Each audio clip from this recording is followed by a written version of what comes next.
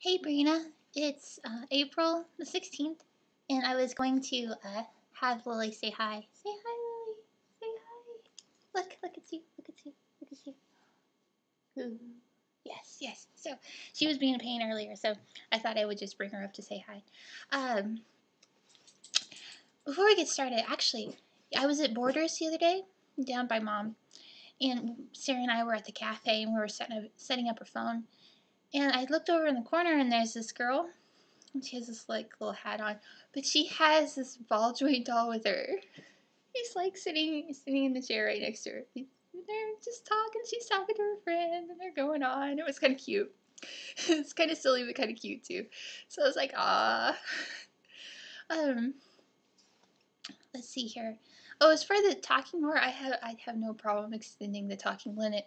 But then I'm the one who's always going overtime, and you're the one who never has an issue with it. So I totally know that is directed at me. Yes.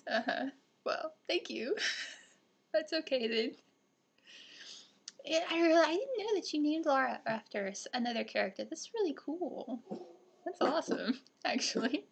That's really fun. But yeah, I just thought that ball joint doll thing was really cool. And it is warming up here too. It's getting better. It's not perfectly warm, sunny like I want because I tend to run cold. Like even 12 degrees Celsius, which what did you say it was 54? That's still kind of cold for me. I like 60, late 60s, early 70s, which would be, I don't know. I think it's like 18. I think it's like the 18s in Celsius. But anyway, I'm running on. So, a scene that I hate. Well, there's this book. Have you read The Time Traveler's Wife? I'm going to talk about it. So, if you haven't read it, I'm going to kind of ruin the story here. Have you seen those comedies? They're usually comedies. Sometimes they're books. A lot of times they're movies. Where everything, they twist it and they twist it and it gets really, really terrible.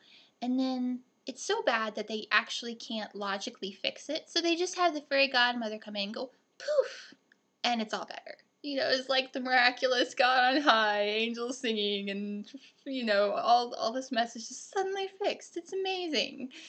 You've read those books, right? Well, The Time Traveler's Wife is like that, but it's just the opposite. I mean, it's the exact same model, except that everything turns out for the worst. So everything, the plot twists and contrives and goes around so that everything can turn out terribly because she wants the main character to die and she wants it to be fated because the main character is a time traveler, so he jumps back and forth in time against his will. He cannot control it. And she wants him to have this growing dread.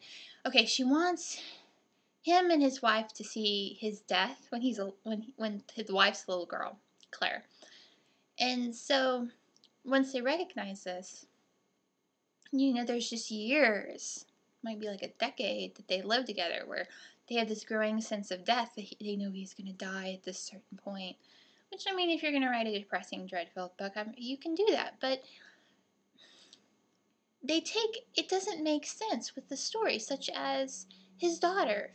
His daughter is also a time traveler, but she can actually control when and where she jumps, and they never explain why his daughter cannot change things, or why she doesn't alter things. The daughter doesn't alter anything in the book, really, which is weird because she can control it. She's going to be going back and forth and through and everything, and I don't see how that doesn't alter this fated ending that she's leading up to. Also, the actual death itself, they jump him back in time long enough to get shot. I mean, seriously, this is like a 30-second jump. He jumps, gets shot, jumps home so he can die in his wife's arms. Oh, come on. Seriously? No. I don't buy it. There's nothing about it that I buy. I think it's completely a waste of time. Of course, it has all the critical acclaim and everybody loves it because it's depressing. However, if it ended happy, they'd all be having the same damn arguments that I'm having. It's really frustrating. Anyway, I totally agree with you about the pram thing. That would really annoy me. And maybe I should try to read the books again. As for the shopaholic, she's just so much of a bird brain that she got on my nerves.